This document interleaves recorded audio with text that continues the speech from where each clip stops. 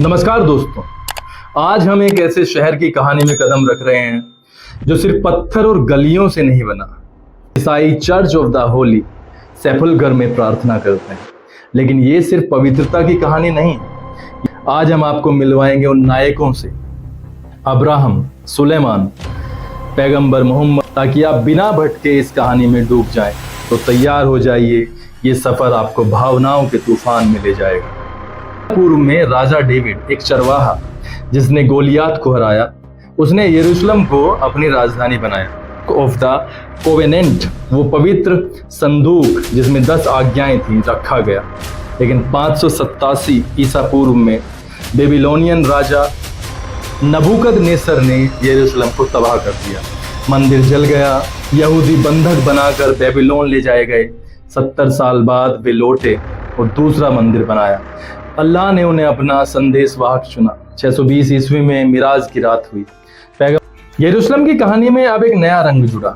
यरूशलेम अब ईसाइयों का भी पवित्र केंद्र था, लेकिन शांति टिक नहीं सकी। 16वीं सदी में सुल्तान सुलेमान, जिन्हें शानदार कहा जाता था, उन्होंने यरूशलेम को ओटोमन साम्राज्य का हिस्सा बनाया। यहूदी प्रवासी गाजा, वेस्ट बैंक और यरूशलेम में आने लगे। स्थानीय अरबों में बेचैनी फैली, यरूशलेम की शांति पर साए मंडराने लगे। लेकिन अरबों के लिए ये धोखा था।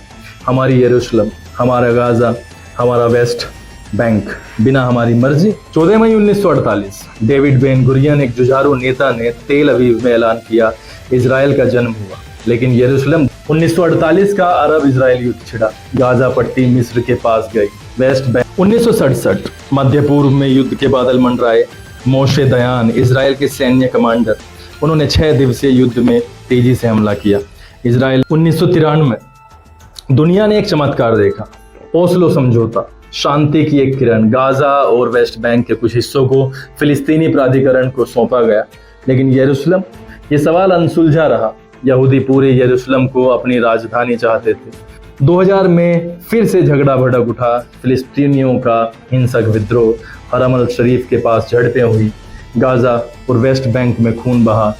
7 अक्टूबर 2023 हमास, गाजा का सशस्त्र संगठन जिसके नेता सिनवार थे, उन्होंने इजराइल पर हमला कर दिया। 1200 लोग मारे गए, 250 से ज़्यादा बंधक बनाए गए। वो यहूदी कॉलोनियाँ जिन्हें फिलिस्तीनी कब्जा मानते हैं। यरूशलेम का सवाल फिर वही, इसका भविष्य क्या है? ये खलीफा उमर और सलाहुद्दीन की उदारता है, सुल्तान सुलेमान की दीवारें हैं, इत्जाक रोबिन और यासर अराफात की शांति की कोशिश है, हरम अल शरीफ, सब इस कहानी का हिस्सा है। लेकिन सवाल वही है, क्या यरूशलेम शांति का शहर बन सकता है?